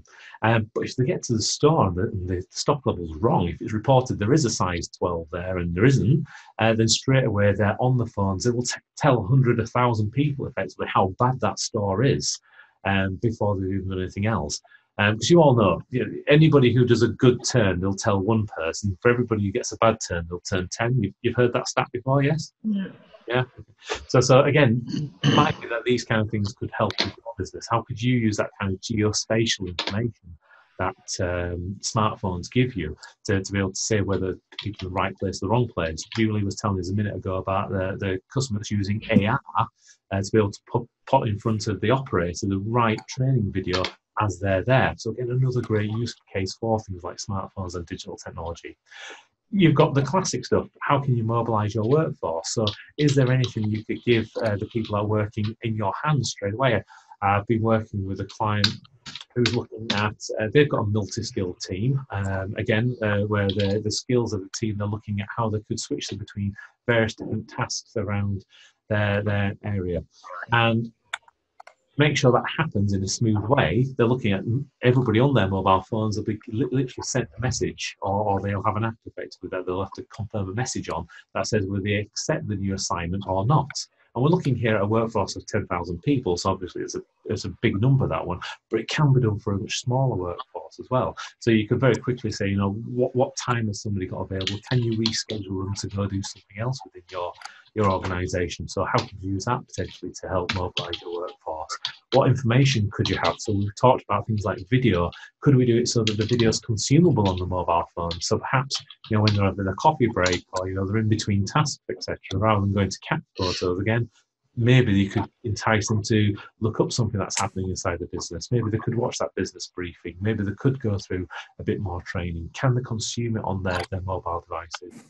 Then we've got things such as the whole mobile first for displaying of information. This is a big thing that's kind of happening, where people are now pushing more and more technology to be consumed specifically by the mobile phone first, and then by other platforms as a secondary thing.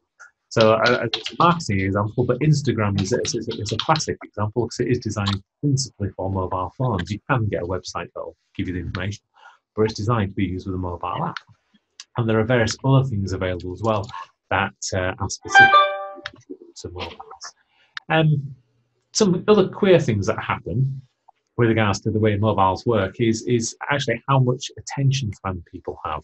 So traditionally, and again, coming this from a marketing perspective, you may have heard that people will click away from a website within 15 seconds if it's not loaded or not giving them what they want. Nowadays, from what Google has said, with 53% of mobile users, they will abandon the website if it's not loaded up within 3 seconds. So again, if you are going to move to a more mobile platform, you need to make sure it is a very performant platform. So again, as Julie was mentioning a minute ago with regards to the training videos and the fact that one of her clients had poor Wi-Fi, having to think about actually how do you then get that content into those kind of positions so people are not having to wait, so they do get it straight away. Other kind of queer things with things like websites is most websites don't have any kind of call to action on them, and most people have the cardinal sin of talking about themselves all the time and not about their customers and not about the solutions that create. But that's a slightly different topic we're thinking about here. So I'd just like us to spend a couple of minutes of actually thinking about now, what is it that you could do inside your businesses that could really utilize a smartphone better? And how could you deliver or utilize that device to deliver better content? Maybe we could do this as a bit of a round table. So does anybody have an idea that how they could do, what they could do better inside their business with the smartphone? I was just thinking, I have to give marketing reports to my clients every month, and that's just normally delivered in a document with a load of stats and ROI, and it's just very samey, and I really don't think people pay much attention. I think just a little kind of briefing might be better. They might actually listen more. How long will it take you to send both, effectively? Because you've already got the information, I'm guessing. Yeah, it's not. It would be absolutely fine. And then actually, I think it's normally an agenda point at the board meetings, so it could just be played. I think doing all this Zoom, it is going to do us all a lot of favours, really, in terms of behavioural change. So I think, and I think I'm going to be advising more of my managing directors and managing partners to be, especially because of the remote working situation, to be doing their briefings or doing some video briefings probably on a weekly basis, just if nothing else, just for that sense of community and being with their workforce, even if they didn't do it before. I think that would be a really good move. No, agreed. It was interesting. I read there's been a lot of change inside the legal services industry over the last few years, and I was reading a briefing paper. I'm trying to remember to the life of me who it was from. Anyway, they were saying that one of the key changes they saw last year was actually how much their clients didn't want to know the minutiae of all of the detail, all the due diligence, all the paperwork, everything else that's kind of gone on in the background, but they would pay extra just to have that time with the matter manager, the person who's leading their case, to do the summary and their opinion, and it was actually their legal opinion and their legal position that they were more interested in than actually the 30 to 40 meters worth of facts that they may have dug up about it. So again, it might be similar for you and your business. It might be a case of not only just delivering them the facts of the numbers, but actually giving them your almost interpretation of what that means in real life. Any other thoughts? How could you use a mobile phone better in your business? Well, I mean, just because of what's going on at the moment, we didn't have one before. It's a really simple thing, but we've just set up a WhatsApp group. So we do our, we could potentially use Zoom for video calling, but we're just doing video calling and chats through and updates through WhatsApp. We've done that as well, actually. We've set up a lockdown WhatsApp group. Just for, yeah. Working. Many organisations do something very similar. They have like an emergency WhatsApp group, which is for a whole variety of things. It is interesting how when you get to the point of an emergency, if you haven't already thought about those things, you kind of quickly have to think on your pull these things together. But it's always good to reflect and see actually which bits should we have put in beforehand. And again, when it comes down to when we're out of the emergency, see how if it's still the right technology to use, to change it or not. It's always better to think of things like that when you're not in the emergency. At least you're not thinking, then you don't have to worry about what you may have accidentally caused. One thing that I'm aware of, which our web people do, is Nomify. I don't know if anybody's heard of that. It's in advertising using. Sorry, Louise, I can't hear you. Yeah. Sorry, can you hear me now? That's better. Nomify, which is around including all staff, obviously using your phones, but to book holidays, to vote for Employee of the Month, and sort of have the communication method with all the staff. So this could force us into things like Nomify, which I know the guy who does it, and we've sort of thought about it for the future. But there's lots of ways of interacting. You know, like I say, you can book holidays, but you can vote for people. There's lots of interaction. So that could be something that people will look at because they've got used to using the smartphones in this current climate. It's going to push people to sort of do more with it, maybe. That just made me think. So we've got our HR, rightly or wrongly, with Peninsula. But the reason I moved to them is not necessarily because it was more of reducing the admin overhead, and they have an app, so similar to what Louise was saying, they can book their holidays and they can see who else might already have a holiday booked in their department, and it tells them how many holidays they've got left, and they can also access all their policies and their HR contract through that app. And one thing that we've been I suppose beta testing, although it has gone on for quite a long time, they've got another little tool called Blip. So we have QR codes in the office, and when people start work, they blip in. When they go out for lunch, they blip out, so that they're sort of their task really is to blip in and out 4 times a day, and that way we can. It doesn't matter so much now because we've got a smaller team, but with a larger team, we could monitor the hours that people were doing. So it's kind of like the traditional clocking in and out, but using the phone. Excellent. So a couple of ideas coming there. Okay, so we're going to move on to technology number 3. So with this one, we're going to go a little bit more space age and push the boundaries and see what it is that you guys know about artificial intelligence. So what have you heard? What do you know? What are the rumours? What are you worried about? Lots of the professional services firms are starting to look at it for the machine learning, for speeding up some of the document reading at the moment, and there's quite a lot of funding out there for them to learn and adopt more of that.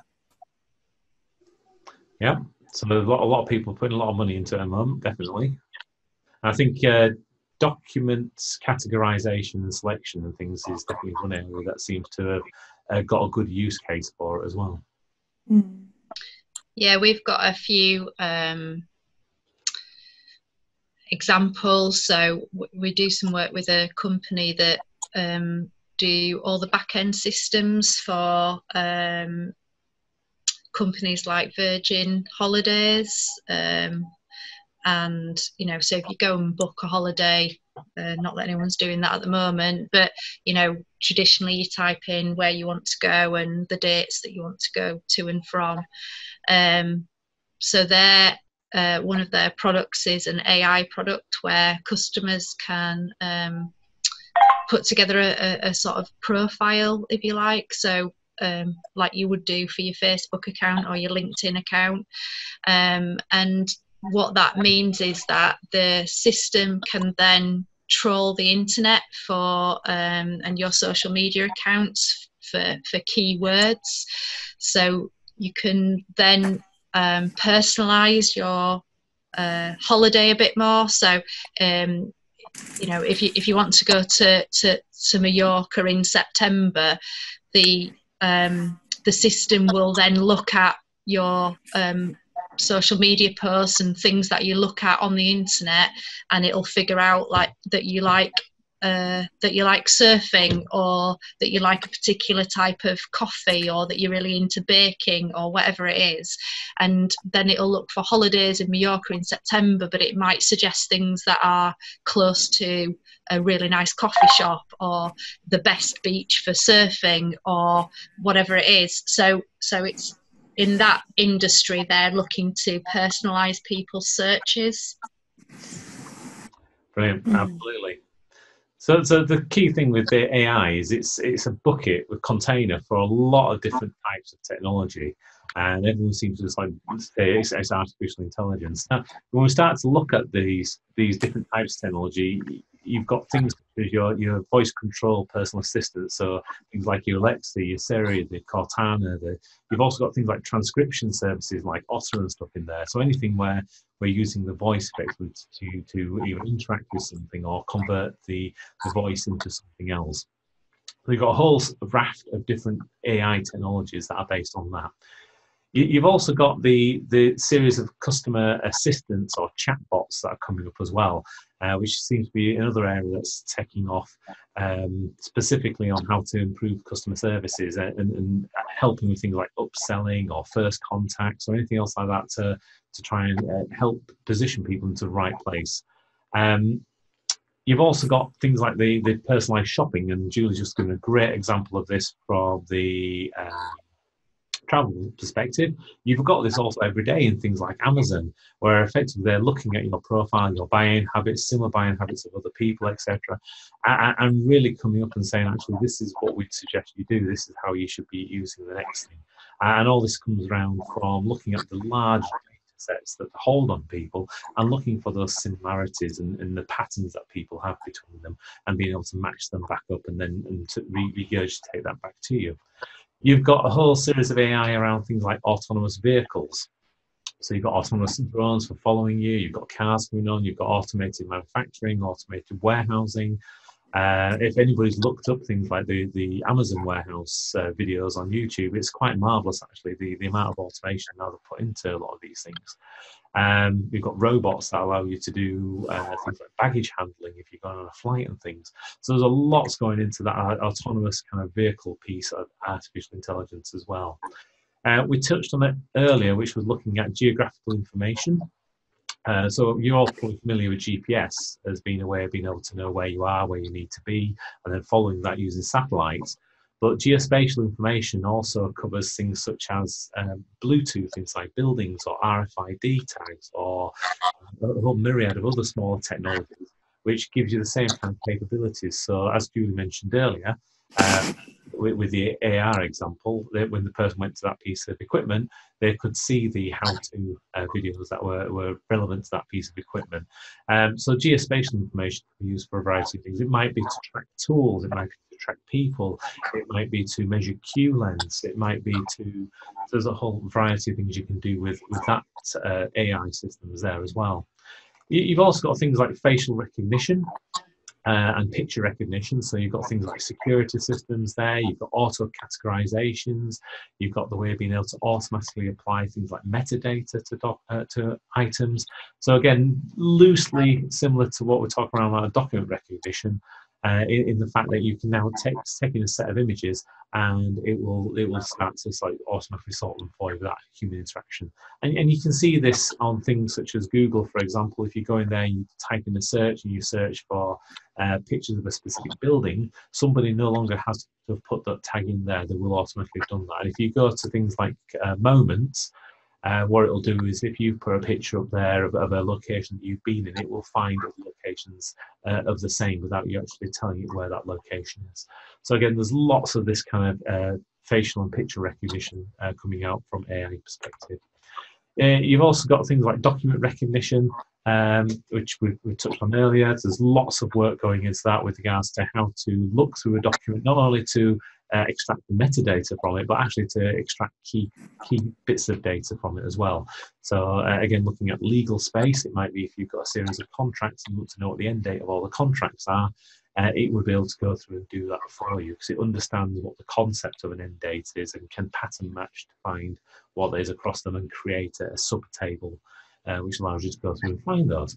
It can also be used to do things like summarising. If you've got a number of documents of the same kind of type, how many documents you've got, who's involved in each one of those. You've just got to teach it whereabouts on those kind of documents that bits of information are. You can create lots of rich data reports off the back of it. One for people who do any trading, you've got the algorithmic trading that happens on the stock market or on the forex trading. So people there doing lots of market analysis. They're doing things like data mining. They're doing trading around that, and that has been a benefit, a curse in some cases. I think it was blamed for many of the hiccups that have happened over the trading systems in the last 20 years as people have been learning that trade and working out how it actually works. Because if they get it wrong, then everyone starts, these bots just start selling things straight away. So again, there's another key area of artificial intelligence. You've got enterprise search. So this is where you're looking at how you can index a lot of information from a lot of different sources into one location, whether you think about websites, emails, files, databases, etc. You then build queries to be able to work out what's in them. And again, you probably think about the biggest version of that as being the Google search engine, because you can go into Google now and you can search across anything you like. You can look at then images, you can look at videos, you could look at some database locations, such as when it comes back results from places like Wikipedia, etc. And it gives you those kind of responses. You can get this internally in your organisation as well as part of that enterprise search capability. I think, Robert, you mentioned that was one thing you were thinking about as well. So, thinking about that in its entirety, we're going to think about enterprise search specifically as an AI technology. Why? Because we're being spent so much time searching, actually not enough time finding, and that's the reality. It'd be great to be in a position where actually the information finds us. Also, regardless of what size of organisation you are, the amount of data that's being generated and stored on a day-by-day basis is growing exponentially. If you look at this from a worldwide population point of view, it's going to reach 175 zettabytes, which is quite a lot, as is demonstrated by the IDC. And that's trying to find something in that amount of data is going to be ridiculous. In fact, let's just have a bit of a geek out and think about those numbers. So 175 zettabytes, if you think about, there is 7.5 times 10 to the power of 18 grains of sand on the planet, and there is 1 times 10 to the 22 stars in the sky. 175 zettabytes, or 175 sextillion bytes, or characters, is the equivalent of 175 times 10 to the 21. So it's just slightly less than the number of stars in the sky. So it's a lot of data that's coming our way. So having a way of being able to use search better to be able to find things rather than just being able to search for things is crucial. So let's have a think about how we could use search better inside our businesses. What would you like to do? If you don't mind, Robert, I'd like to ask you to come in this, because I know you mentioned it earlier with regards to one of the things you wanted to do in your business was to improve search. Yeah. Okay. Well, with us, we're very much a project management-based organisation, so it's all project related. But related to a project, we have financial information, we have drawing information, we have quality documentation, we have project management information, we have emails, we have all the myriad of information relating to a particular project. And to try and retrieve all that, or search in that, or produce reports on all that is a challenge. Yeah. And I kind of guess there's also a segregation of information, so some people might not be able to get access to all of that information, or shouldn't have access to all that information. Yeah, there's less. We, as an organisation, we don't like that. We do like people to have access to everything, but from our customers' point of view, there's increasing requirements for that. So we work in the defence market at times. So BAE, for example, that's all got to be very strictly security controlled. Yeah, and I kind of guess that they also want to know who's had access at any point in time as well. Yeah. And then we get between customers as well. There's some customers will be giving us confidential information that they don't want us to be sharing with other customers. Yeah.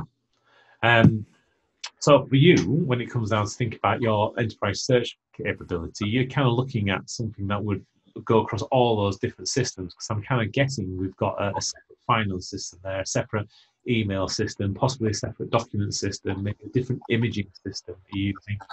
Yeah. Yeah.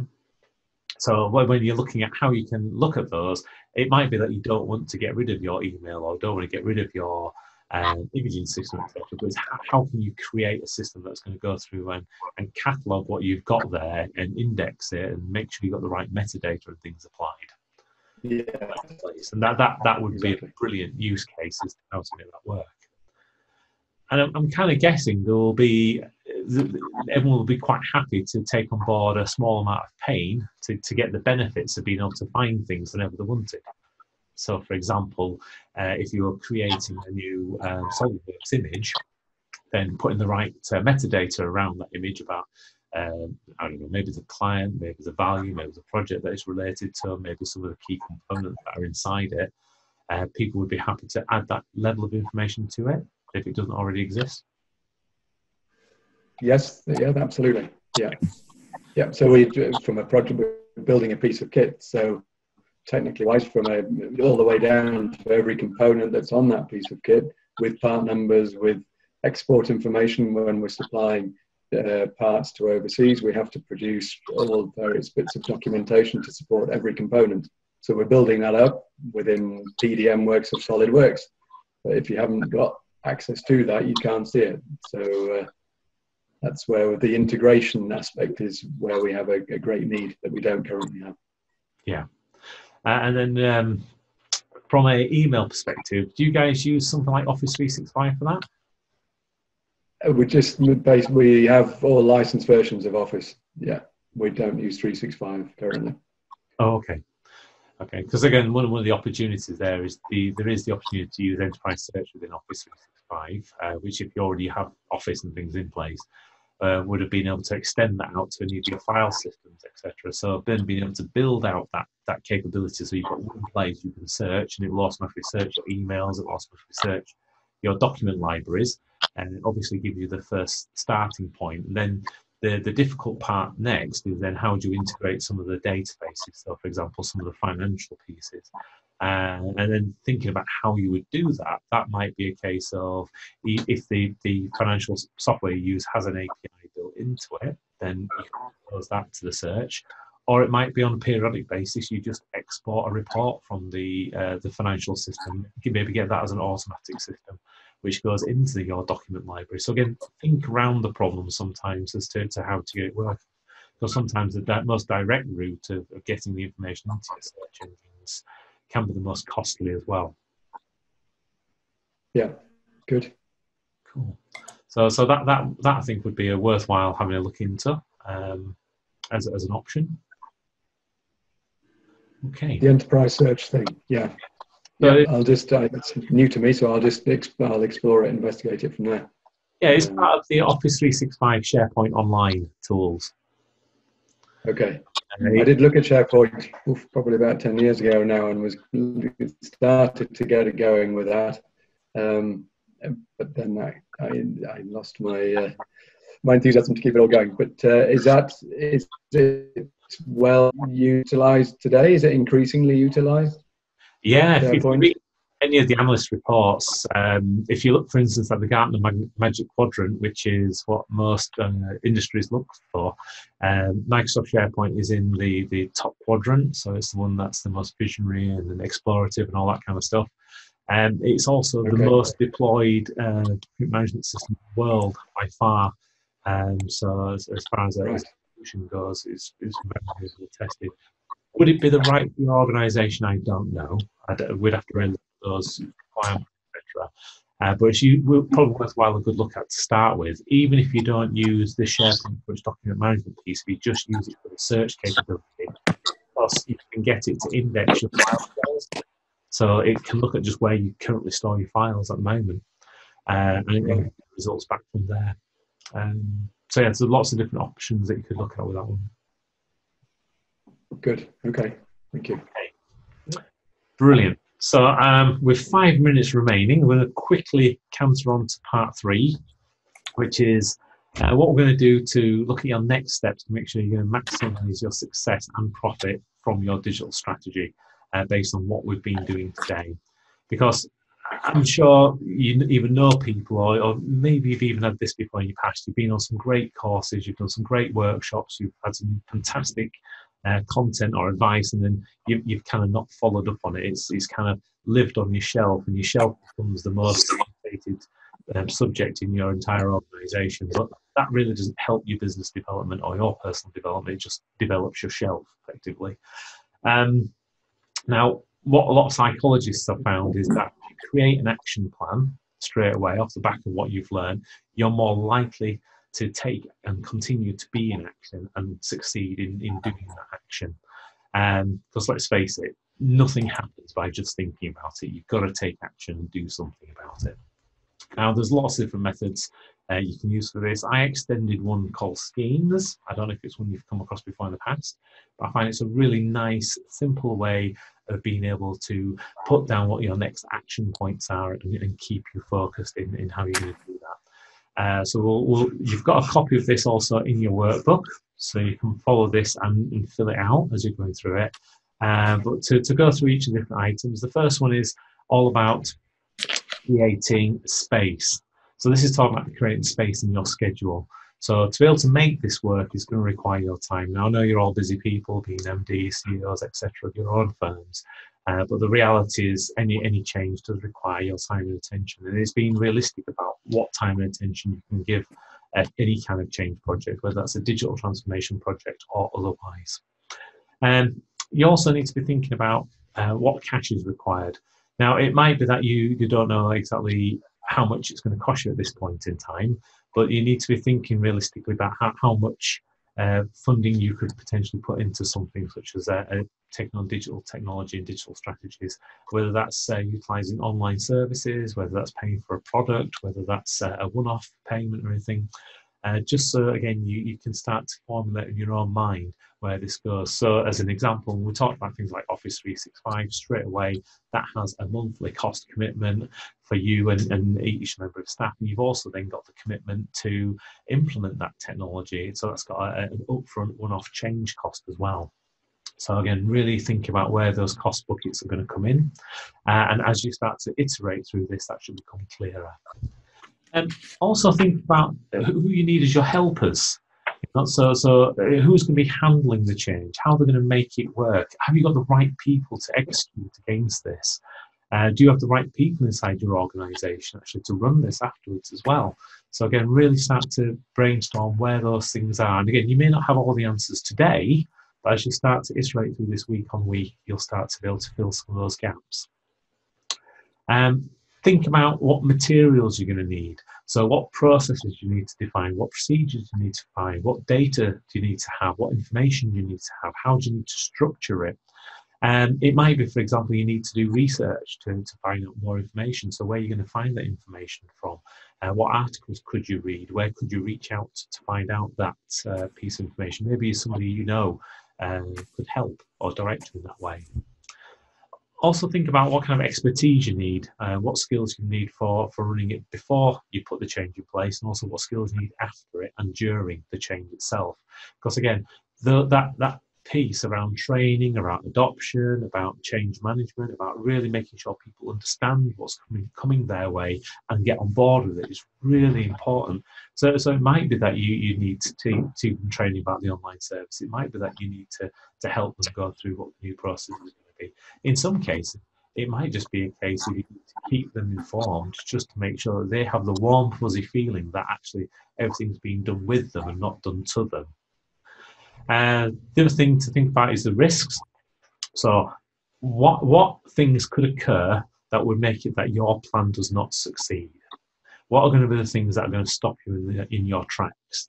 And try and think about what those risks are up front, so that you can predict them and then make the appropriate people are in place to make sure you can overcome those risks, or you have the right management structure in place, or you have the right mitigations in place. Or in some cases, there might be risks come up that you just have to accept. And you say, okay, I'm going to accept that is going to be a risk. I'm going to accept, for example, that by changing the business, there can be some people that may not like it, and therefore I might risk losing some people. But understand what are some of those risks that are going to potentially cause roadblocks to your plan and could stop you from going any further. And then finally, think about what the systems, what are going to be some of those key systems you've got in place. So when you go through the strategy development and road mapping tool we did earlier, that should hopefully give you a list of those kind of key systems that you're looking for as you start to then get into action and putting your new digital strategy in place. Okay. Without, you've already got all those inside your workbook. Like I said before, I will put this online to make sure you guys can get access to it, and I'll share the link with Lisa and Dennis. You're welcome to add me in LinkedIn. I'm there, etc. If you do have any further questions, please feel free to reach out to me, and I'll quite happily answer them.